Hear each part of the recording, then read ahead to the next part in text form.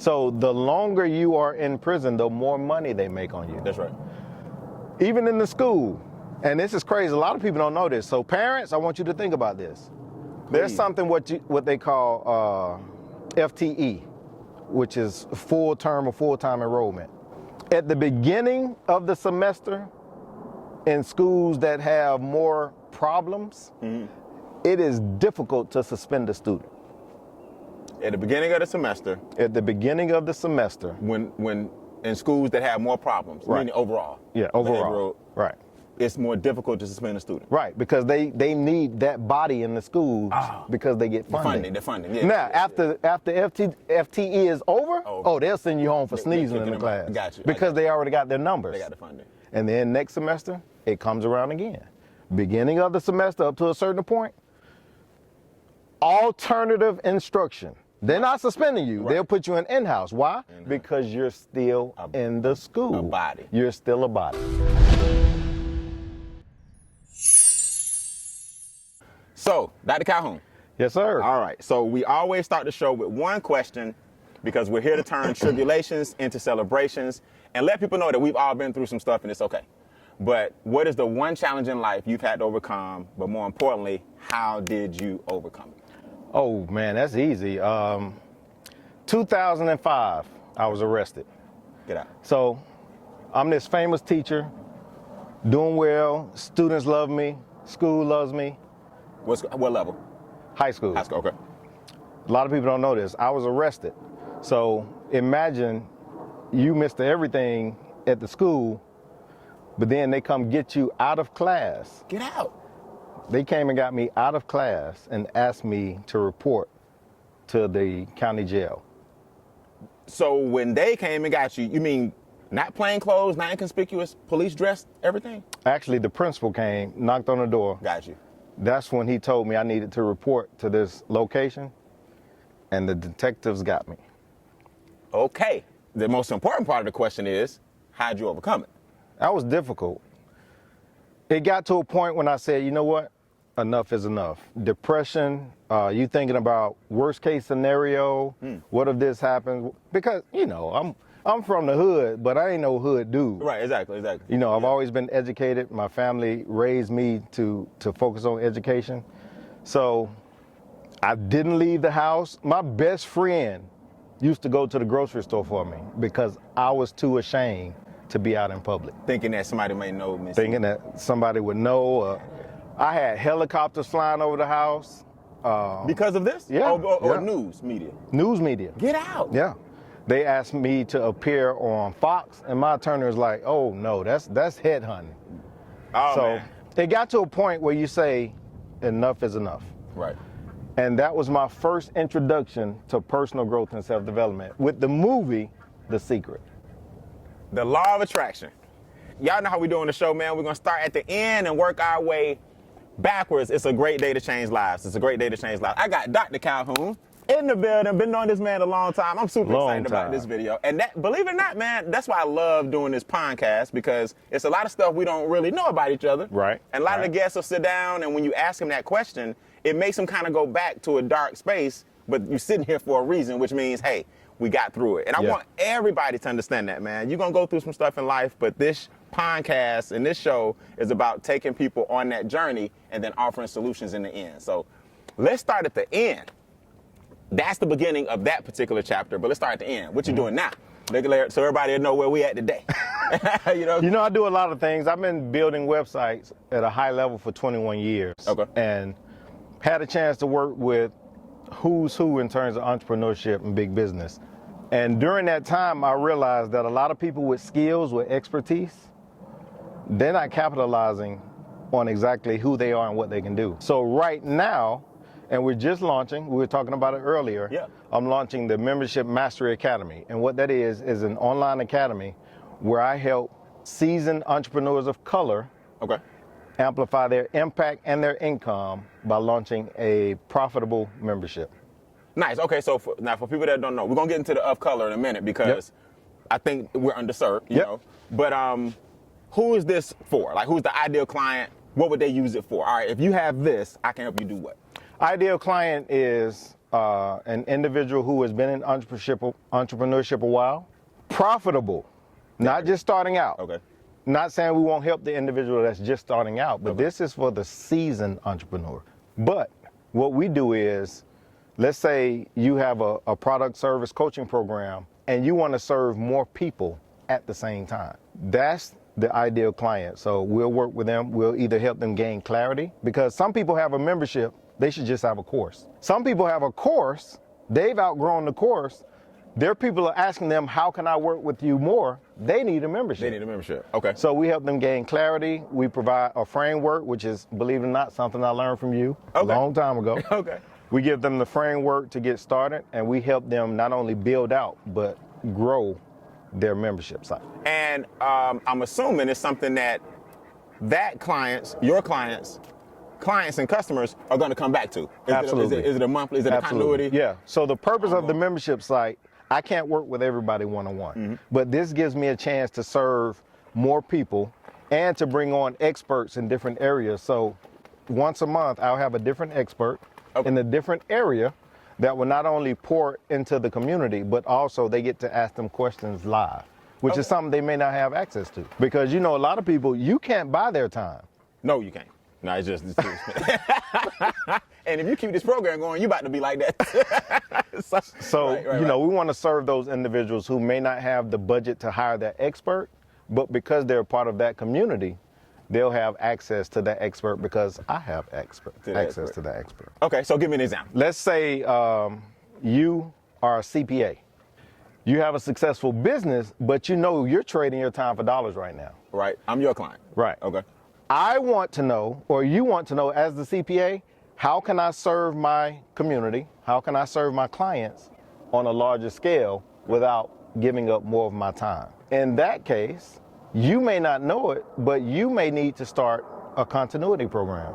Okay. And because you've never done it, you don't know what to do. Exactly. That's where we come in. Y'all come in. Not only do I have the expertise in helping you launch that, but I may have another CPA who has done what it is that you want to do on one of our live Q&As. So not only are you hearing from somebody who's done what you want to do, you get to ask them questions.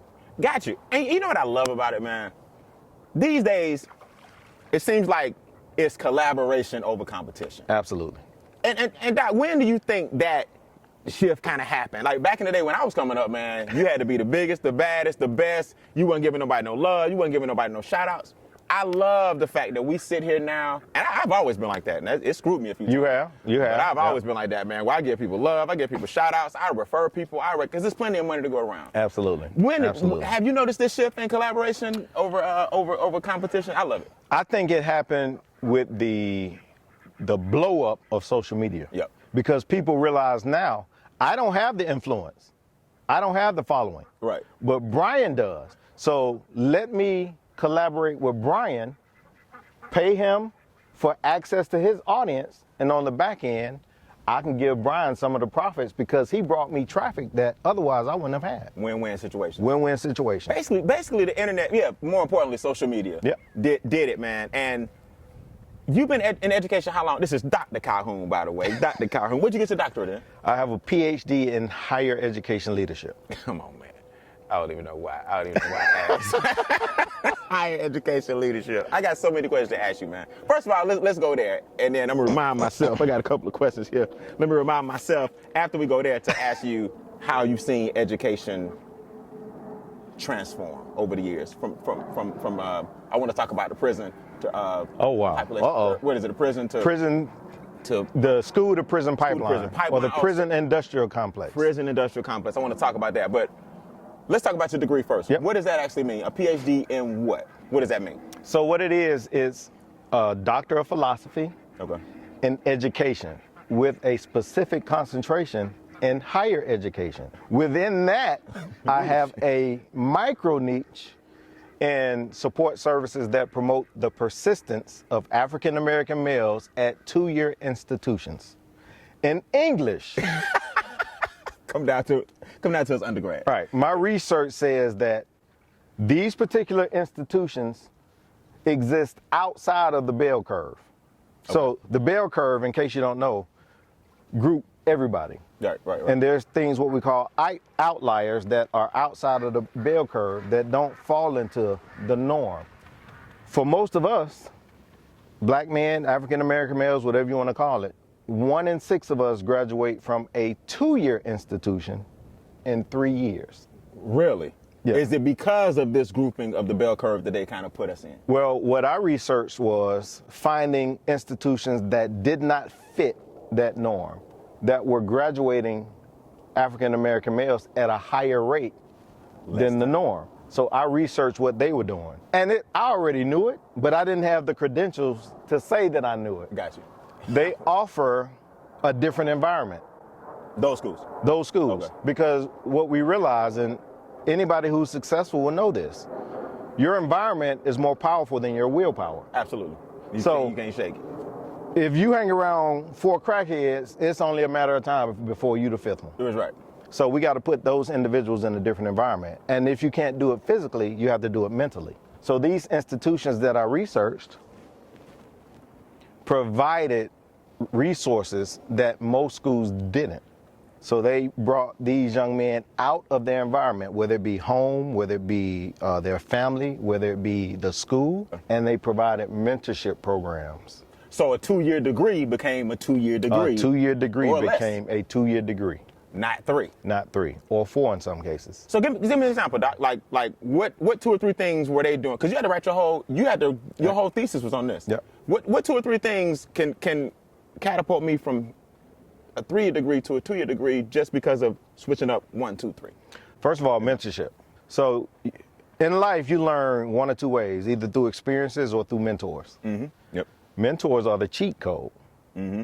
So the mentors are basically helping these young men navigate this process. Think about it. You and I are both from similar backgrounds. Mm-hmm. And you say all the time, you grew up on both sides of the fence. This is a fact. Grew up on both sides of the tracks. So in this case, if a young man is on, doesn't matter which side, we'll say the wrong side of the track. They don't have experience navigating the right side of the track. Correct. So the mentor can be that bridge. Correct. Hey, I understand what you're going through. I've been through it. Let me show you how to navigate this process that you aren't familiar with. So these institutions that had these success stories had programs in place to help these young men navigate the higher education process, job process, financial aid, all of the things that prevent a lot of us, people who look like me and you, from succeeding in higher education. Now, this is a crazy question, but I've always wanted to know this, and I'm going to go in and ask it live. When you get your PhD, you have to write this thesis, right? You have to write a dissertation. A dissertation. Right. A dissertation. And is this something that you come up with on your own, like I want to prove or disprove this?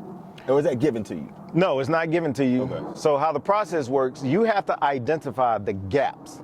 It's just like entrepreneurship. Okay. If you're an entrepreneur, you have to find a gap in the marketplace. So as a PhD candidate, you have to find a gap in academia.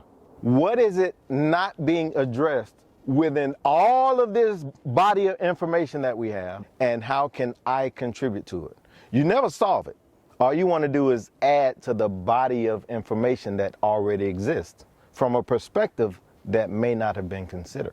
Now, when you say you never solve it, do you mean like that's not your goal to solve it? Your goal is not to solve it. But I'm going to say we got here somehow. So somewhere, some research and some papers and some doctorates and some PhDs got together and got this the curriculum we got today. Yep. So it's not, your goal is not to solve it. Your goal is not to solve it. But if you become the reference, what if your paper becomes the go-to? What is that called? Well, mine has become a go-to. Okay. But the problem is too big to solve. So what you want to do is provide solutions along the way.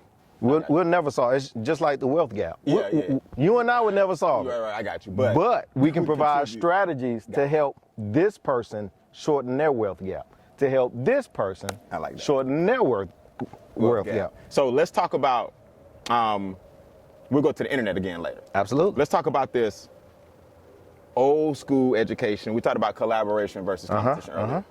I've always heard that there is research that shows if they can figure out in the 3rd grade, is it? Second Second grade. test scores. Based on my test scores. Yep. Whether or not you're going to prison? Yep. Is that a thesis that somebody wrote, or what is it called, dissertation, or is that a fact? So fact is relative. Here we go. I love it. You know how I do with statistics. I love you get like that. Facts are relative, right? Facts are relative. Okay. It has some relevance. It has some relevance. Okay. So how the saying goes is, they determine where and how many prisons to build based on 2nd or 3rd grade test scores. That's nuts. Yeah, it is. That's nuts. Yeah, and I've done research that I don't want to say proves, but that highlights Careful with your words. that highlights the validity in that statement. So in your estimation, it has more validity than not. Yes. Okay, guys. Yes. Now, what are they looking at? How do they know I'm going to prison? Well, first of all, you have to understand standardized test score. So I've always been like a rebel in education. You're right. Yeah, we need more like you. Certain people didn't like me because I sided with students, not teach. It's a long story. But the curriculum that we teach our students today in schools has not changed since you and I in school. And that's years. And the sad part, 30 years. we are teaching our students how to survive in a society that no longer exists. And why can't we just change? I guess the same thing you just said. Because It's like trying to. the goal of education is not to educate our students. Our goal of education is to create worker bees for the economy. So why would they teach what you teach? Exactly. Why would they teach what I teach? Right. Right. We wouldn't be of benefit to the system Right. That's right. That's right. because we would go out and do our own thing. Radicalize it. Exactly. Okay, so help me out with the 2nd grade, 3rd grade. So I know prisons are now privatized, and when I was in real estate, you had 2 kinds of houses, right? When I used to work at the bank in real estate, specs and pre-sales. Nothing's changed. A person either knows what they want, and it's a pre-sale, or a builder's going to build it on what's called spec, and then hope somebody buys it. Right. Right. Prisons are now being built on spec. Spec, That yeah. means we're going to fill it. I mean, we're going to build it, and don't worry about it. We'll fill it. So think about it. And I want you to really think about this. If the goal of a prison was to reform people, why would you hold somebody so long on death row?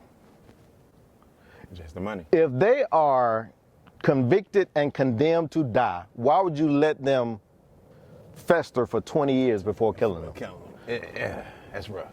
So is that rhetorical? I mean, I want you to think about it. Yeah. I mean, I'm going to say it all traces back to economics. Economics, exactly. Yeah. So the longer you are in prison, the more money they make on you. That's right.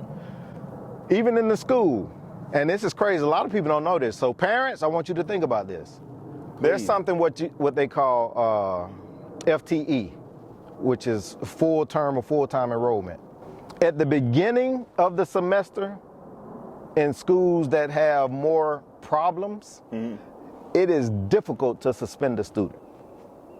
At the beginning of the semester, At the beginning of the semester, when in schools that have more problems, Right. meaning overall. yeah, overall, right. It's more difficult to suspend a student. Right, because they need that body in the schools because they get funding. The funding, yeah. Now, after FTE is over, they'll send you home for sneezing in the kicking them class. out. Got you. Because they already got their numbers. They got the funding. And then next semester, it comes around again. Beginning of the semester up to a certain point, alternative instruction. They're not suspending you. Right. They'll put you in-house. Why? Because you're still in the school. A body. You're still a body. Okay, so let me ask you this. So with COVID, we all know we could do the distance learning and this. Is everybody rushing back to the classrooms because government, is it a money thing? Why teachers are at risk, students are at risk? Why are we rushing back to the classroom when we can just do this virtual thing until this thing die down? Why are we putting everybody at risk? Is it funding? Because I have been out so long, I don't want to speak on something I may not be qualified to speak on. Okay, recent. But I think everything has to do with money. I mean, think about this. When we were in school, if it snowed and it wasn't during the snow day, we had to make that day up. That's right, yeah. How much sense does that make? Do you actually think that your child is going to get more education by spending an extra day in school? Extra day of school. We missed them 2 days, so we got to get these 2 days. Why do they start school on a Thursday? Oh, no, Doc, I just got an undergrad. They start I'm school. just saying. It's been a while for me, too. I should know this because The whole system doesn't make sense. school on a Thursday. The whole system doesn't make sense because it's not driven for students to become better individuals. It's driven by economics. Economics. Why is the governor over education. That's a great point. Yeah. If somebody has not taught, why are they running education? Why are brokers broke? Why do we park in the driveway and drive on the park? You know what I'm saying? So Yeah, man. why do hospital administrators run hospitals instead of doctors? Right. Yeah. It's everything revolves around capitalism. And you know it. You teach capitalism All day. and have been for years. You know how the system works. Yeah. I need you to get another PhD, man. I mean, I'm gonna pay for it. So look. So all right. So let's get into this. Okay, real quick. What is showing up on my test scores? Is it just that it's too low, so they figure if I'm not passing this standardized test, I'm going to prison, or is there certain things they're looking for that says he's in danger of going to prison? Do we know exactly what the whole second grade thing, or is it just statistics over time? Well, again, you know, I'm the radical educator. If you look at school systems like in Atlanta, like a Detroit, well, those school systems are made up of people who look like me and you. Right. The curriculum was never designed to accommodate me and you. If you think about the majority of prisons and the population, they look like me and you or somebody of color. Right. Well, if they're using second and third grade test scores to determine if they're building prisons, and the curriculum was not designed to accommodate you and me, chances are we won't do as well on that test as other populations. Which means our opportunities are limited, which means there's a chance we can go the short route. Exactly. Which means we're going to try to cut a corner, which means we end up filling the prison. So education has never been about ability. It's always been about access. And most people who look like you and me don't have the same access as other populations. So this is probably my worst segue ever. Mm-hmm.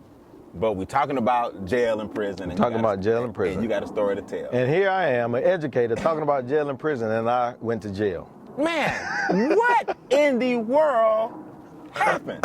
Wrong place, wrong time. And this is what I realize now when it comes to that personal growth and self-development. Everything starts with how you think. Yes, sir. So I was thinking the wrong things, doing the wrong things, not illegal, but wrong place, wrong time. In a situation where I knew I shouldn't have been. Mm-hmm. Now, I didn't do what they said, but I was there. And it came back to bite me. And the principal says we need to see you. Yep. I'm just going to say, for lack of a better word, turn yourself in. You go down and read the charges or whatever. Well, no. When I turned myself in, the detectives took me into the interrogation room. Really? And this is what I did not know then that I know now. Educate them. Unless you are charged, go home. Period. You ain't got to say Period. nothing. You ain't got to say nothing. Right. Unless they charge you and are putting you, don't say nothing. They just want information. They just want information. You're part of something. And everything that you say can and will be held against you. Really? Yes, and detectives are trained in this stuff. Yeah, they are. So you ever see New Jack City? Minister Society? Yeah, that's exactly how it works. So you said 12:30. You do know. Right. So last time, 1:30. Right. Especially if you're lying and you can't remember. Right. Yeah. Or you scared. Or you scared. You've never been in that situation? Yeah. Like dudes who've been in there, can I go now? But people ain't never been there. People ain't never been in there? You actually think you helping by Exactly. talking. Yeah. Don't say anything without an attorney present.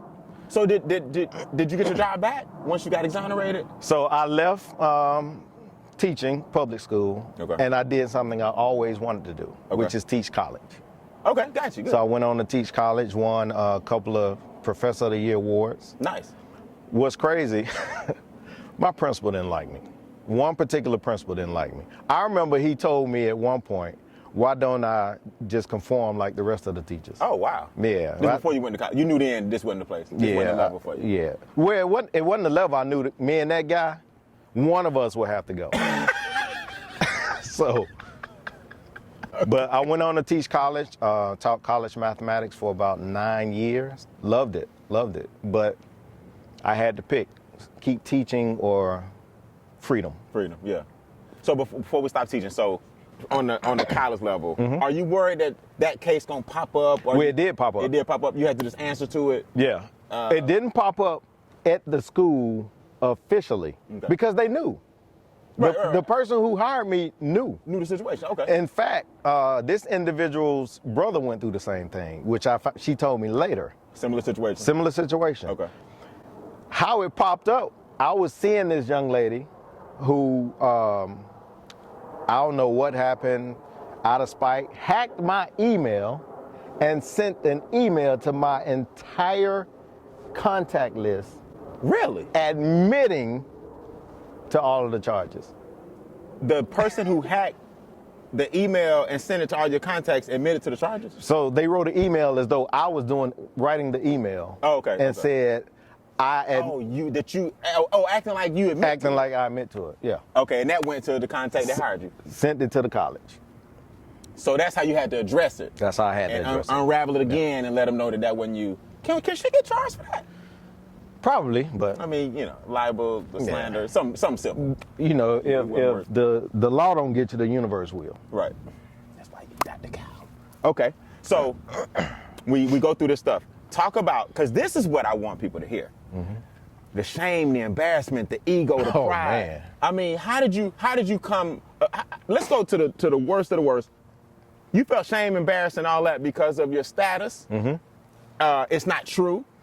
You may have been there, but what they're alleging isn't true. Yep. You're innocent, but the cloud of darkness is still over you. How are you feel? There's some people right now, man, who got something over their head. Talk to them real quick, because you know how they feel. Yeah. How do you feel, and how do you come out of that? The lowest form of hopelessness that's when people commit suicide. Mm-hmm. Mm-hmm. It's the same reason people drop out. Same reason people drop out? Yeah, it's connected. Suicide and school dropouts, the reasons are connected. Really? But suicide is the lowest level of hopelessness. Absolutely, yeah, absolutely. I was getting to that point of hopelessness. Really? Yeah, man. Let it cross your mind. Because here I am, you have it all, and the bottom falls out.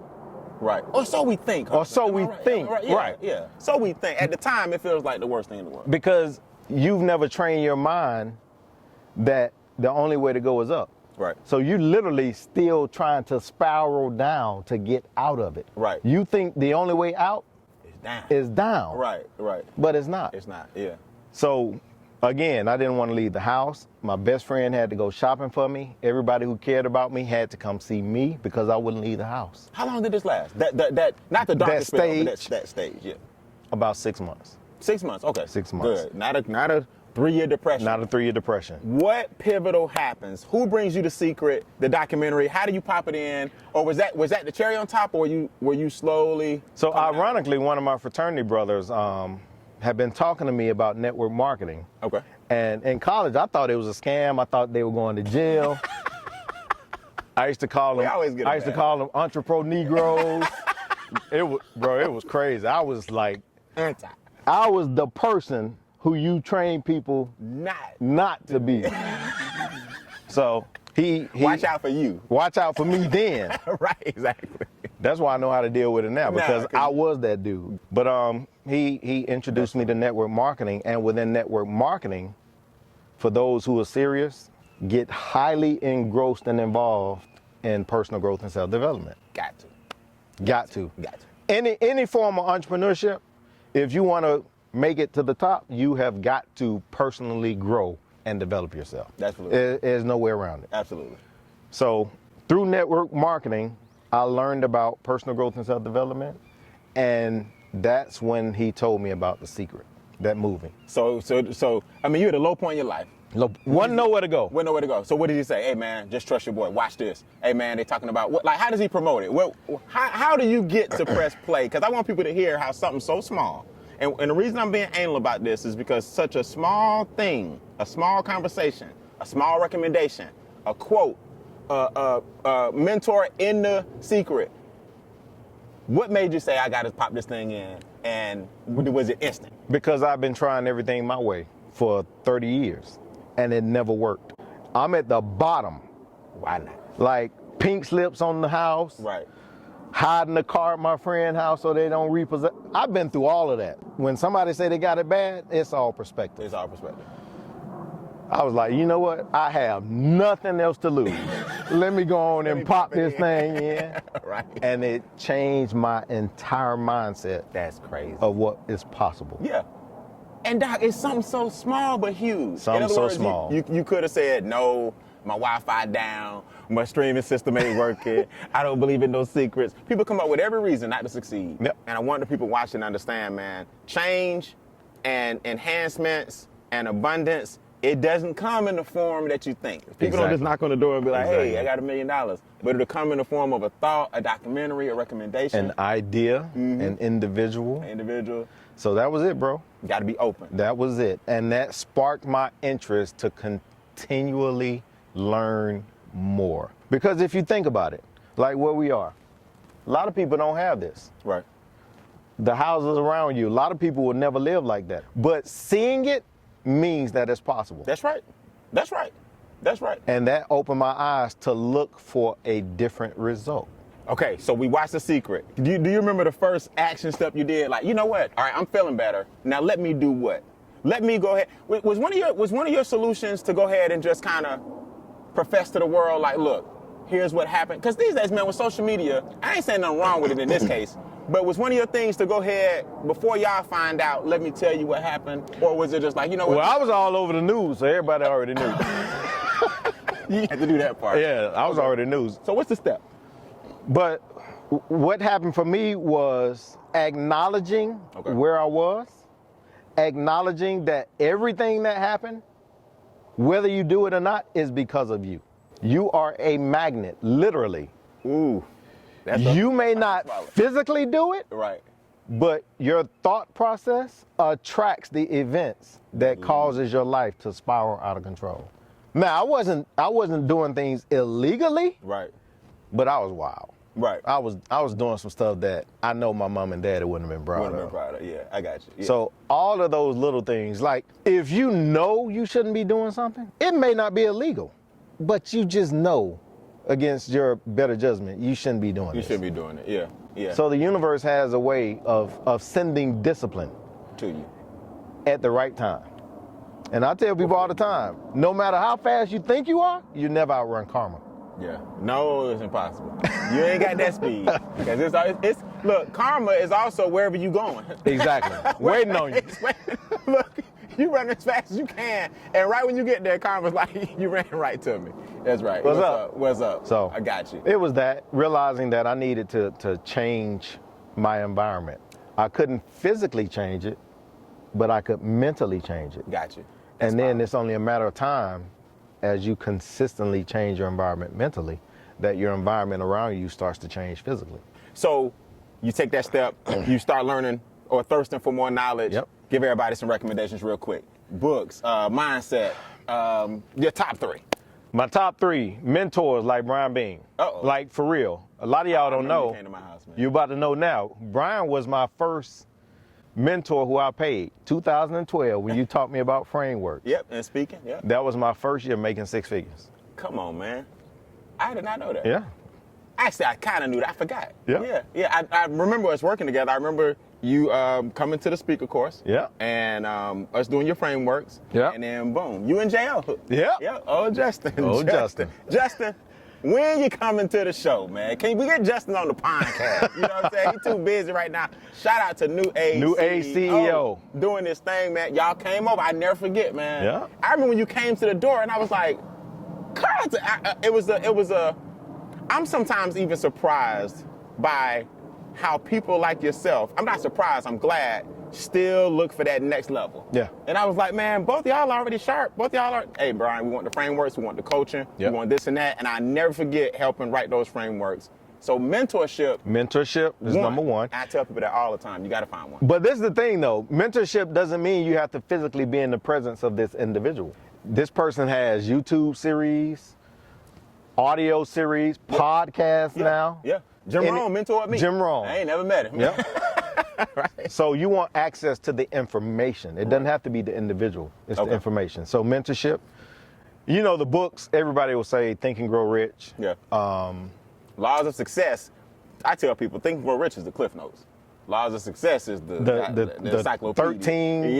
Yeah. No. The Laws of Success, not the 13 Laws of Power. The Laws of Success is what Napoleon Hill. Where he extracted things from. Right. Yeah. That good stuff. What to say when you talk to yourself. That's a book. Yeah. Okay. because most people, you talk to yourself and listen to yourself more than anybody. So you got to watch what So you you say. got to watch what you say. Good. Definitely recommend that book. Okay, good. Because he goes through the different levels of self-speak. Like affirmation is level 4 or 5. Out of? It's 5. It's 5 levels. Okay, gotcha. Okay, affirmation. Affirmation is like 4 or 5. Okay. So different levels. How to win friends and influence people. Okay. You got to read that. And we can stop there because I mean we ain't getting unless y'all can give us an affiliate link. I mean no, I'm just joking. Y'all already got it. No, I'm just kidding. So let me ask you this. I want to have some fun. I want you to tell people 30 to 40 year staple that your parents have. You remember that? That's amazing. Your mom and dad. I mean, it's just I think people need to hear more about relationships like that. Yep. I want to talk a little bit about the martial arts game. A lot of people don't know about that. I want to talk a little. I wish we could demonstrate it, but this doc a little, little old out here till I get it. And we can't walk on water yet. We can't walk on water yet. Man, let's talk about positive relationships. Yep. And I want to finish with your course and why you slated towards African Americans. Absolutely. Right. Absolutely. Because there's a niche there. And that's an important thing that we make sure we understand, and we got people out here that can help fill those voids that we have. But man, your parents, man. Yeah. Every time you talk about them, is it true? Breakfast, lunch, and dinner every day for decades. So, bro, what's crazy? I'm 48. Okay. I can call my mom right now and ask, will she fix dinner? And she will. Right. If I have to travel and I'm not Ubering and I ask my dad or somebody to take me to the airport, my mom will make sure I have breakfast before I go. Three square meals. 3 squares. That's all you know. You know, that's how she expresses love. And I gladly receive it. You're a bad boy in the kitchen too, man. Yeah. I mean, you grow around something like that. Now me, oh my goodness, you don't even, I'm still asking people to send in recipes that I can work on. But I'm getting better, man. But that is so amazing, man. What have you seen, like their relationship as you've seen it over the years? What have you seen that you would adapt to yours? Or fortitude. It wasn't always how it is now. Mm-hmm. Mm-hmm. You know, my dad's my hero. Shout out to my dad. Mm-hmm. Always worked hard.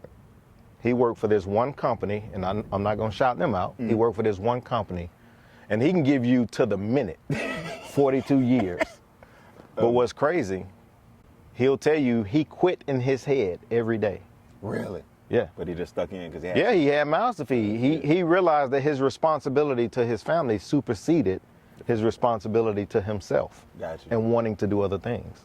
So he stuck with it. So I learned about hard work. I learned about being able to stick to something mm-hmm. that you made a commitment to. Mm-hmm. And to this day, it's what? 57 years. 57 years of marriage. It'll be 58 in May. That is cold, man. Mm-hmm. It just amazed me because you don't really hear about that anymore, and dynamics have changed. Depends with social media. Social media. What? I mean, what is it about? Why is it social media is such a gift and a curse, right? I know we peering into each other's world, so we start comparing, mm-hmm. and I always tell people comparison is the thief of joy. And we're peering into other people's worlds, and we're seeing their best life, and we're comparing it to usually our worst moment, because the reason we're looking into their world is because we're having a bad day, so we're looking for inspiration, and everybody else look like they're doing so great all the time. Right. You know, what is it about social media that you think has changed the dynamic of relationships? Well, social media is the commercial of life. You think about soap operas, all these people watching soap operas because that's how they want their life, and then the commercials inside of soap operas show the best. The best, yeah. That's what social media is. And it gives people a way to escape reality. But at the same time, man, when you get it too young, like these kids on Instagram and they followers or not even the kids on Instagram no more, TikTok or whatever. Yeah, bro. Followers and likes and shares and views determine their self-worth. That's where it takes people like us to say, you know what? This is not real. This is real. Mm-hmm. Let me show you how to make the best of this. Got you. Your life doesn't have to be bad just because you don't have what other people have. You have to learn how to make the best of what you have. That was my next question. So Your life doesn't have to be bad just because you don't have what other people have. Right. You have to make the best of what you Have. And I want everybody. That's a good one. Gratitude, man. Yeah. You have to be grateful for whatever you have. Right. Because gratitude is the gateway to abundance. Yep. You can't expect the universe to give you more and you not even taking care of what you have. So your car may be down, leg may be broken, lights may be out. I can guarantee if you ever travel outside of the United States, your life is still 10, 20, 100 times better. Carlton, I just said that on episode 4, man. That's how I know. I said it on episode 4. Goal achieving over goal setting. People who don't understand gratitude usually haven't been abroad, or let's just not even say abroad, out of the country. Out of the country. To really understand, you got it going on over here. If you know, I mean, trust me. Bro, we have a home in the Dominican Republic, and we live in the nicer area. But to most people, the Dominican Republic is still and I don't like the term, a third world country. Yeah, right. There are parts where people literally live in the woods. Yeah. I've been to Mexico where 20, 30 people living in a house without a roof, without windows, dirt roads, happy.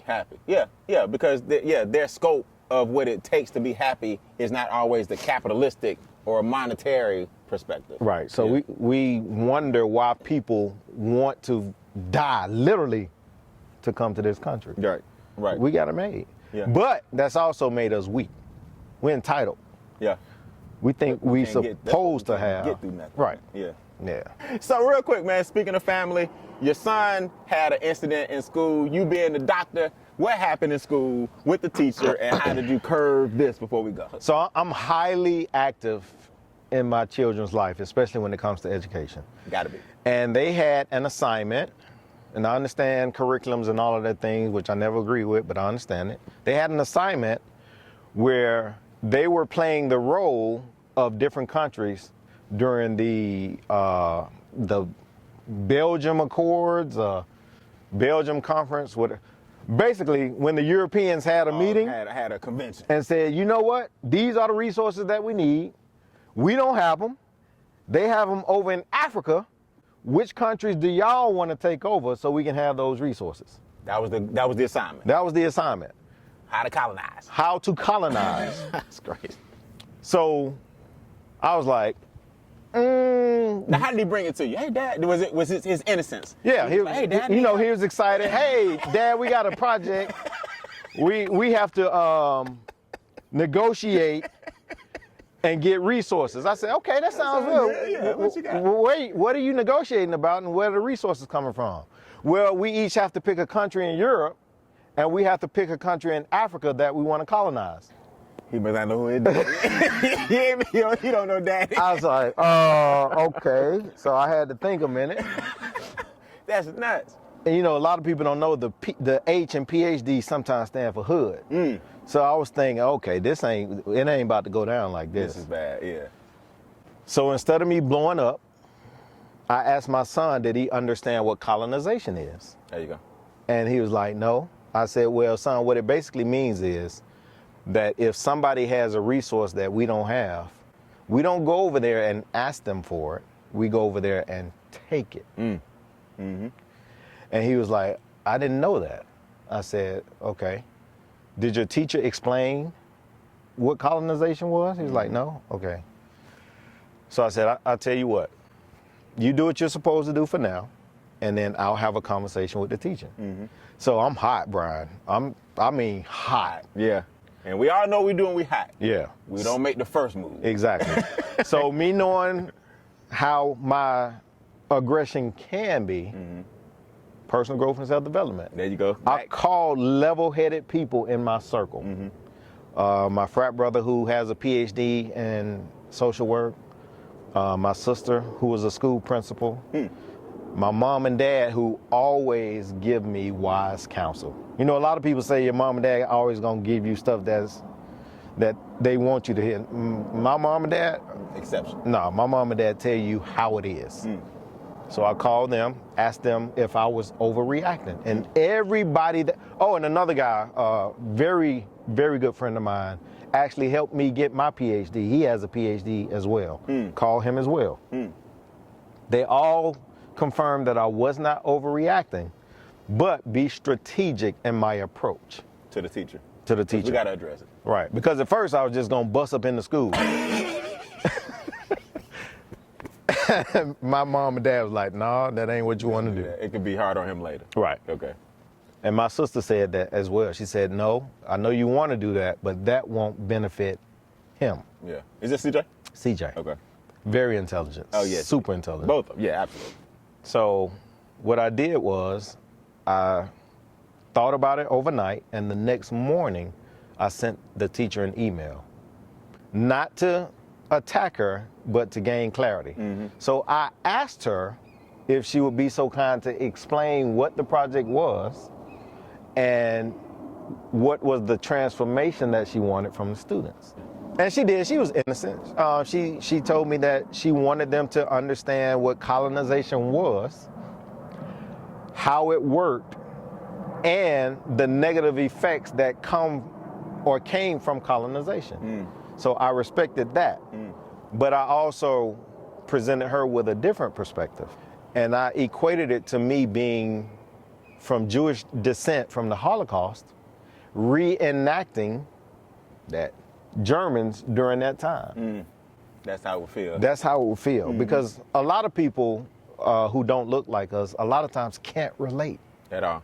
Yeah. They just doing what they're told. Exactly. They don't consider our feelings. They have never felt the pressure of slavery, of colonization, of supremacy, because they benefit from it. Whether they know it or not, they benefit from it. Yeah. So when I brought that to her, she said, "You know what? I never thought about it like that." Teachable moment to a teacher. Teachable moment to a teacher. And she said, going forward, I'll consider that perspective and I'll come up with other exercises to get the lesson across. But I did respect her. She said, and the next lesson, I'm going to teach them about the negative effects of colonization then, what it did to devastate that continent, and what it's doing still to this day. So we got some mileage out of it. And she's cool. Y'all good? Yeah, we CJ good. Can go to school. Yeah. And this was crazy. Look, this is why I respect this teacher too. She asked me if I wanted her to give CJ an alternate assignment. Oh, nice. Okay. And how'd you get through it? I said, you know what? I don't want to ostracize him. So you can still give him the assignment, and then I can discuss it with him at home. Yeah. So a little asterisk by it. Yeah. Yeah. The next day I asked CJ, how did the assignment go? He said, you know what, Dad? I didn't participate because after what you explained, I didn't feel right. So we got our first boycott. No, Yeah. So is he gonna get a 0? Oh no. They love He CJ, loves man. CJ. He good. CJ scores perfect on standardized tests. All right, so we ain't going to second grade. We ain't going through that pipeline. Oh no, we ain't doing that. We ain't doing that no way. So man, speaking of CJ real quick, I saw you show him some moves. Yeah. I saw you show him how to throw somebody, how to do a wrist lock. Coach to guys. You still study Shotokan? Yeah. Or I mean, like, give everybody, because me being a Wing Chun guy, I love all form of arts. Me too. Shotokan, what's the basic principle? Is it legs? No. What's the basis of it? The basis of Shotokan is one attack. One attack, okay. So you wait for the opportune moment to put your entire being behind one technique. It ain't no block parties. No, it ain't no block parties. No. So that stuff you see on TV, that's not right. And a lot of people say karate is not effective because they go to what we call MIC dojos. Yeah. Where you got a 7-year-old with a 3rd-degree black belt. Yeah, it's just commercial. That's not traditional martial arts. At all. That's commercial. Yeah, that's commercial. And I hate when I see adults not teach kids, but mimic a kid throwing the grown man, and the grown man go along with it, and then Johnny get a trophy. Right. Because in the real world, a man gonna scoop his little butt up. Yeah, pick him up, throw him against the wall, knock him out. And I just don't like when commercial dojos have a kid thinking, if I do this, he gonna fly through the wall. It's not gonna happen. Yeah, and all these flips and Yeah. and exotic weapons. Yeah. That you'll never pick up a comma in the street. Yeah, exactly. And most people, when the fight jump off, we're gonna really be about this close. We ain't got time for no jump backward flip kick. Exactly. You know, so show the kind. So all my energy at the right time into this person. So it's a lights out kind of approach. It's one attack. It's one. That's why if you watch traditional martial art training and Yeah. karate, you'll see them practicing one technique. Yeah, over and over. One technique. Master that. Because it may only take that one technique. Right. I'm not gonna be going back and forth. Right. I may have to block, I may have to parry, To get but I'm looking into for it. that one opening. Right. And then I'm gonna put my entire being into that one attack. And the best of those find that opening relatively quick. Real quick. Real quick. Yeah. What's the coldest thing you ever seen? You ever had to use it? No. Not yet, thank God. No. Coldest thing I've ever seen. So I used to compete. A lot of people don't know that. Okay. I have trophies and stuff from back in the day. So Okay. a lot of people think I'm, not true to this, but yeah. We can tell about most things you do, you go all the way. I can just tell you that right now. You didn't stop with no 12th grade. I've seen somebody try to be fancy, jump in the air for an attack, like they do on TV. Right. And the dude caught him with a sidekick in the air. Ooh. Yeah. Flat out. Yeah. And we already after Yeah, that. it was nasty. It was over. Yeah. Because this person was trying to impress. The other person knew technique. Yeah. He was waiting for that one opening. Dude jumped in the air, caught him. Boom. Perfect timing in the air. Match over. Get out of here, man. Yeah. Well, man, let me tell you, man. Well, a lot of people don't know this, man, depending on when this actually airs. But today is actually the day of my father's passing, man. Oh, wow. And I'm celebrating it. I'm celebrating Yeah, absolutely. To have you here, man, with the relationship you got with your dad and your mom in 57 years. Shout out to Harold Bean, my father, great legendary guitar player. Today is the day of the anniversary of his death 2 years ago. And Rest in power. yeah, rest in power, man. And to have you sitting here just talking about your father and relationship and stuff like that, it did some good for me, man. I'm glad you came. I'm blessed and fortunate to have both of my parents not only still alive, still together, and still serving the community. Yeah, man, healthy. To this day, my mom makes meals and packets and just goes out and randomly, she don't take a camera crew with her. Yeah, She just goes out under bridges, Yeah. hands out care packages, foods, and come on home, go about her business. Come on. Dr. Carlton Calhoun. What's the website, man? Where can they find you? What's the name of the project again? Membership Mastery Academy.